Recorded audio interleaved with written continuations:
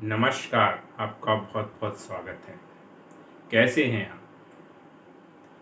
आजकल मैं learn astrology की एक सीरीज चला रहा हूँ जिसमें आपको ज्योतिष का ज्ञान प्राप्त होगा। अगर आप कर्म से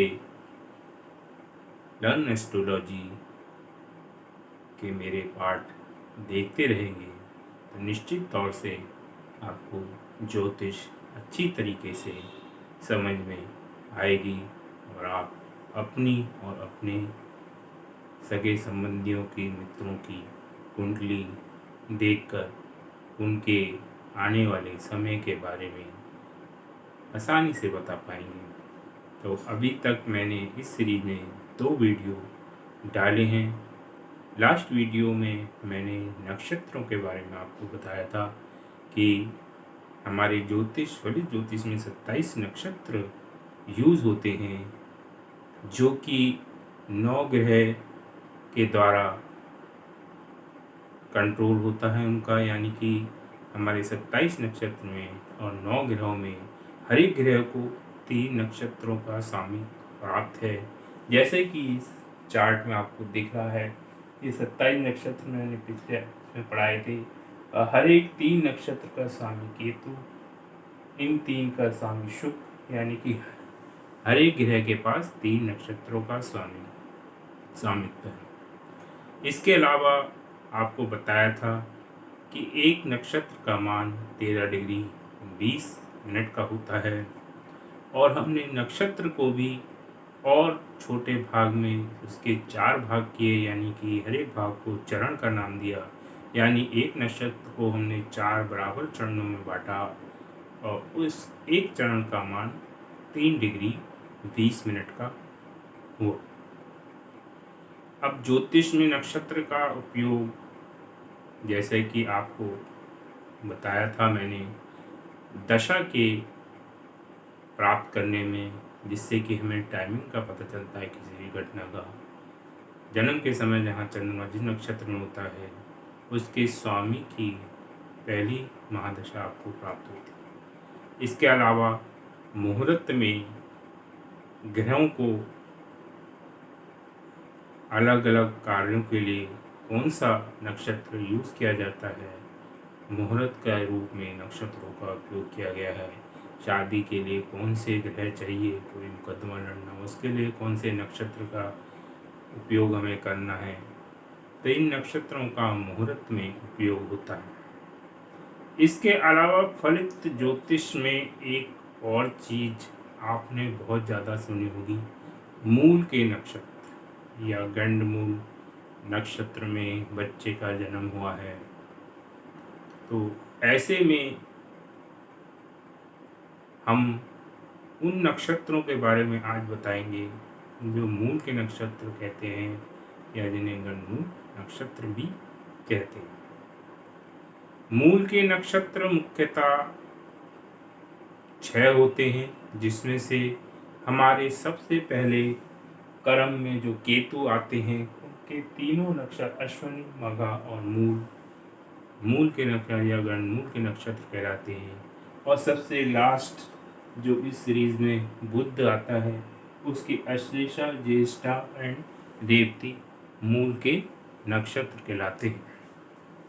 ये 3 नक्षत्र हमारे बुध के और केतु के जो है हमारे अश्विनी, मघा और केतु, ये 3 मूल के नक्षत्र कहलाते हैं। अब ये मूल के नक्षत्र आपको कैसे पता चलता है? जन्म जब भी किसी बच्चे का होता है उस समय चंद्रमा जिस नक्षत्र में होता है उस नक्षत्र को देखकर ही हम पता लगाते हैं कि वो मूल का है या नहीं।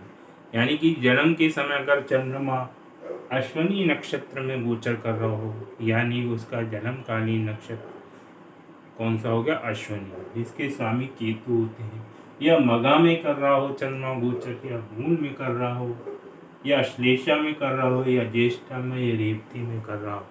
यानी कि जन्म के समय चंद्रमा जिस नक्षत्र में गोचर कर रहा होता है वो जन्म नक्षत्र कहलाता है। और वो जन्म नक्षत्र इन 6 में से कोई होगा तो उसे मूल का नक्षत्र या गंडमूल नक्षत्र कहते हैं। अब इन नक्षत्रों को जनरली अच्छा नहीं माना जाता है। इस नक्षत्र में पैदा हुए बच्चों के लिए कहा जाता है कि वे अपने लिए कष्टकारी होते हैं, जीवन के लिए उनका जो जीवन शुरुआती जीवन होता है कष्टकारी होता है।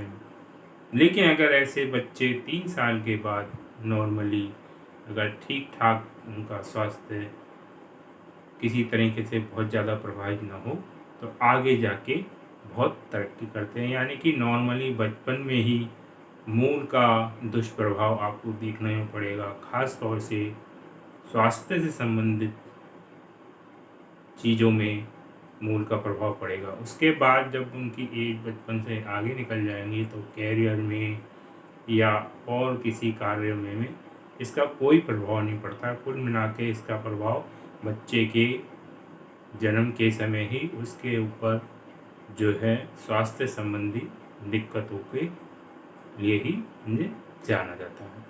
और इसकी शांति वगैरह शास्त्र में बताई गई है। और जैसे नामकरण वगैरह करते हैं तो जब वो नक्षत्र दोबारा लौट के आता है 27 दिन बाद, क्योंकि 27 नक्षत्र होते हैं, लगभग एक दिन एक नक्षत्र रहता है और 27वें दिन में नक्षत्र का यह शांति जाप किया जाता है। इस तरीके से आप देख सकते हैं। अब ये कैसे मूल नक्षत्र वैसे 6 होते हैं, लेकिन ज़्यादा प्रभावी जिसमें कि ज़्यादा इफेक्ट बच्चे पे पड़ता है वो कौन से चरण में होता है, क्योंकि एक नक्षत्र के भी हमने 4 चरण बताए हैं। तो किस चरण में होने पर इन 6 नक्षत्रों में मूल का ज़्यादा प्रभाव बच्चे पे पड़ेगा उसके बारे में भी बात कर लेते हैं। जैसे कि आपको पता है कि हर एक नक्षत्र के हमने 4 चरण कर दिए हैं, 1 2 3 4। मान लो अश्लेषा के 4 चरण हैं, ठीक है ना, एक चरण, 2 चरण, 3 चरण, 4 चरण। जब मान लो अश्लेषा में किसी बच्चे का जन्म हुआ है, उसके बाद अश्लेषा से वो मघा में जाएगा, यानी कि केतु में जाएगा। यानी कि अश्लेषा में जन्म हुआ है, उसके बाद चंद्रमा मूव करता हुआ मघा में जाएगा, ठीक है ना, क्योंकि एक नक्षत्र में मैंने एक राशि में 2.25 दिन रहता है और एक नक्षत्र करीब 1 दिन लगभग रहता है। यानी कि चंद्रमा एक नक्षत्र में 1 दिन तक रहेगा, तो उसके बाद मघा में जाएगा। वैसे ही जब ज्येष्ठा से में होगा तो मूल में जाएगा, ठीक है ना। और जब बुध में होगा, रेवती में होगा, तो रेवती के नक्षत्र के बाद अश्विनी का नक्षत्र होगा। तो सपोज आपका अश्लेषा का तीसरा चौथा और इसका पहला दूसरा, वैसे ही अश्विनी का पहला दूसरा और इसका तीसरा चौथा, यानी कि लास्ट के चरण से अश्विनी के पहले चरण में जाएगा, ठीक है, क्योंकि हमेशा इस क्रम में ही चंद्रमा चलता है। यानी रेवती के बाद अश्विनी, अश्विनी भरणी कृतिका में आएगा, फिर रोहिणी, फिर पुण्य अश्लेषा से होते हुए फिर मघा में जाएगा, फिर नीचे आएगा। यानी कि चंद्रमा यहाँ से शुरू होता हुआ यहाँ होता हुआ रेवती में खत्म होता है, फिर रेवती से फिर अश्विनी में आता है। तो आपने देखा होगा कि आखिरी वाला जो रेवती से अश्विनी में आता है और इस अश्लेषा से मघा में आता है, ज्येष्ठा से मूल में आता है, ठीक है ना। हमेशा बुध से केतु में आएगा, ना कि केतु से बुध में आएगा। अश्विनी से भरणी में आता है, ना कि बुध से। तो जनरली अश्लेषा के तीसरे चौथे चरण, ज्येष्ठा का तीसरा चौथा चरण अगर आप माने, और इसका पहला दूसरा और इसका पहला दूसरा। तो आप ये ध्यान रखिए, केतु के जो नक्षत्र हैं अश्विनी, मघा और मूल,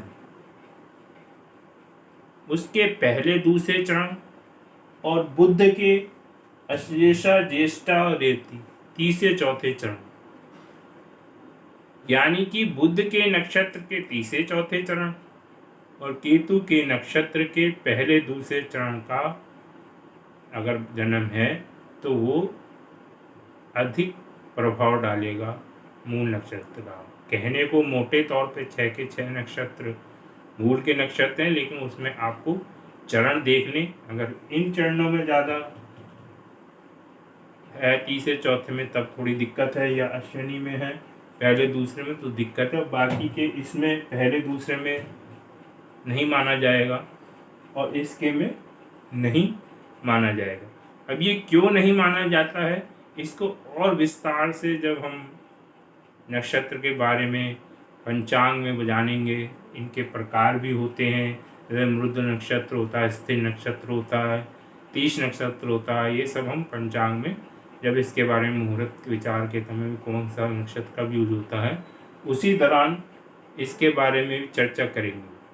मोटे तौर पे ये मान लीजिए कि हर एक जो राशि होती है उसके जो 4 चरण हैं, तो आखिरी वाला चरण बुध का जल का होता है और केतु का पहले चरण जो है अग्नि का होता है। तो जब जल से अग्नि में चंद्रमा आता है तो अनकंफर्टेबल महसूस करता है। मोटे तौर पे आप ये जान लीजिए कि 4 चरणों को हम